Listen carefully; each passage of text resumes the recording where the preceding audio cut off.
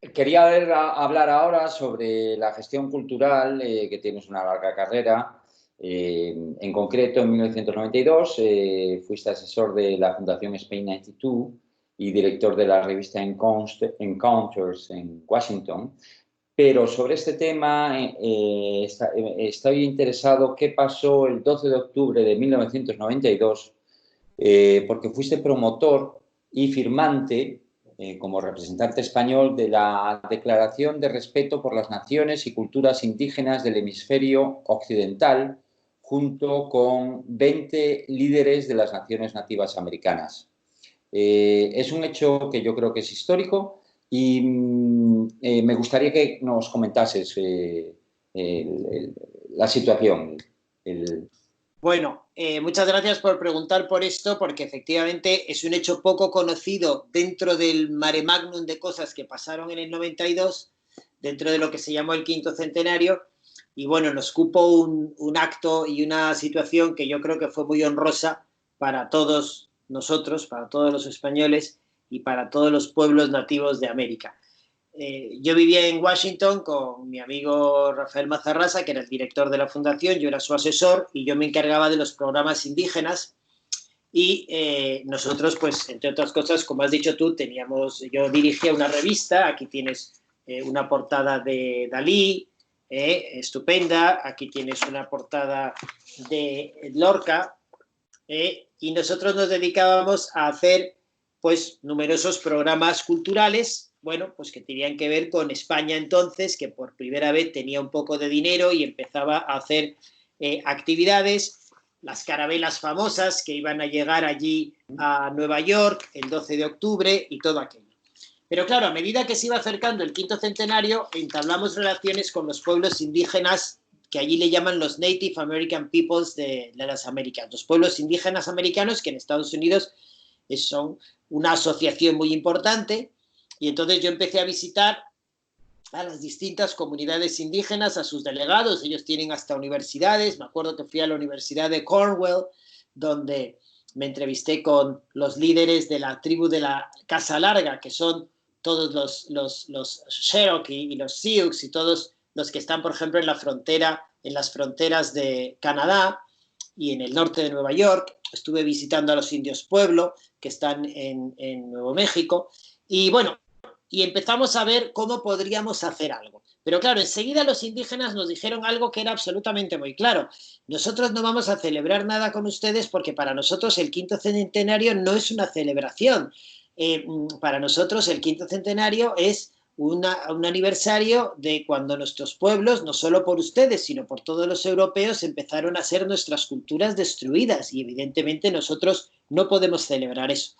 Nosotros entendimos perfectamente esto que nosotros nos decían y comprendimos que había que hacer algo distinto y que estirando un poco el mandato que nosotros teníamos de España, podíamos intentar hacer algo completamente distinto. Entonces ellos nos dijeron, lo que podemos hacer es firmar una declaración de respeto entre las naciones indígenas de América y el Reino de España. Todo esto yo lo he contado, no lo había contado en un relato, en una historia, y lo he contado realmente hace muy poco, que todavía no se ha publicado en un largo relato que se llama La vez que firmamos la paz. Y espero que este año o el otro, cuando sea, pues sea publicado. Entonces, los indios estaban organizados en una cosa que llamaban la 1992 Alliance, es decir, la alianza del 92. Y era esto su símbolo.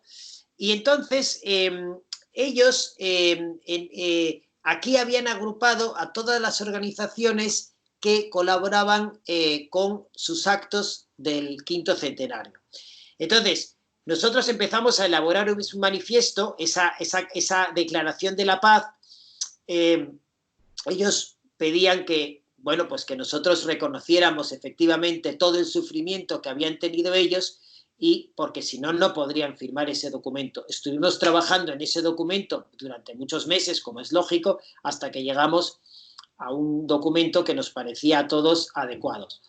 Es interesante también decir para la historia que el documento se firmó en la planta 101, en el restaurante cultural que se llamaba Windows of the World, las ventanas del mundo, de las Twin Towers, o sea, un sitio que evidentemente hoy es irrepetible y desapareció también como desapareció todo. Entonces nosotros fuimos trabajando en todo aquello con muchísima ilusión y con muchísimo cariño, pero también hay que decirlo, porque hay que decir la verdad, escondiendo algunas de las cosas que nosotros íbamos preparando a las autoridades españolas de exteriores, que son las que nos habíamos delegado, porque nosotros temíamos que si lo decíamos todo directamente antes de que estuviera firmado, ellos pudieran echarse para atrás. Así se hizo. Y entonces metimos a la alcaldía de Nueva York, que entonces estaba encabezada por el alcalde Dinkins, que era el primer alcalde negro que tuvo Nueva York. Y él, por supuesto, participó estupendamente. Y así fuimos preparando todos los actos a medida que se aproximaba el 5º centenario, el 92. Allí iba a estar el rey visitando las carabelas y todo eso. Y nosotros, por nuestro lado, íbamos preparando este acto. Cuando se iba acercando más las fechas, los indios nos iban pidiendo cosas que a nosotros nos parecían totalmente razonables. Es decir, por ejemplo, nos dijeron, vamos a ver, tradicionalmente aquí todo el mundo desfila por la Quinta Avenida y se hace un gran desfile de tal. A mí me parece que si vamos a firmar esto, no tiene ningún sentido de que España desfile por allí con los italianos y con todo el mundo en una fanfarria y en una celebración, porque tal. Nosotros nos pareció totalmente correcto. Y les dijimos, me parece muy bien. Digo, ¿y qué queréis que hagamos entonces? Dice, mira, lo que nosotros hacemos es una ceremonia religiosa a nuestro estilo al lado de las carabelas, en el muelle número 1 donde estaban atracadas. El comandante además era un comandante militar y marino, el comandante gallego además, Santiago Bolívar, y que luego llegó a ser comandante de la Armada Española en Rota, o sea que tuvo una carrera extraordinaria. Entonces este hombre nos dijo, bueno, pues que hagan allí al lado de las carabelas, hacen esa ceremonia. Entonces dicen, nosotros vamos a hacer una gran quema de tabaco y vamos a honrar a nuestros dioses de la mama chama, de la tierra y a todo aquello. Y dice, y vosotros haced lo que queráis. Entonces nosotros, en fin, nosotros no somos muy creyentes, pero dijimos, bueno, pues haremos una misa. Y daba la casualidad que uno de los obispos, Nueva York tiene muchos obispos adjutores, coadjutores, era un vasco. Y nosotros fuimos a buscar a ese vasco y el vasco se sumó y dijo, no te preocupes, yo hago una misa a bordo de la Santa María y ellos hacen su ceremonia, nosotros hacemos una misa de a bordo. Aquello era un espectáculo digno de verse. Los oficiales de la Marina vestidos de gala a las 6 de la mañana, mientras el obispo hacía la misa y los indios hacían su ceremonia. Entonces fue una cosa absolutamente maravillosa, en donde España firmó la paz con las tribus indígenas, fue un acto de sanación. Y como anécdota curiosa es que cuando ya la embajada y todo el mundo se enteró de del sentido tremendo de que estábamos firmando aquella declaración de la paz, pues claro, ellos dijeron, qué horror. Dice, el puesto os lo van a quitar y os van a destituir en cuanto termine todo esto. Ahora ya no, porque no se puede echar marcha atrás y además está el alcalde de Nueva York por medio, está todo el mundo, etcétera. Entonces nosotros ya nos daba igual y pensamos, bueno, pues nada, termina esto y nos echan y se acabó, pues ¿qué le vamos a hacer?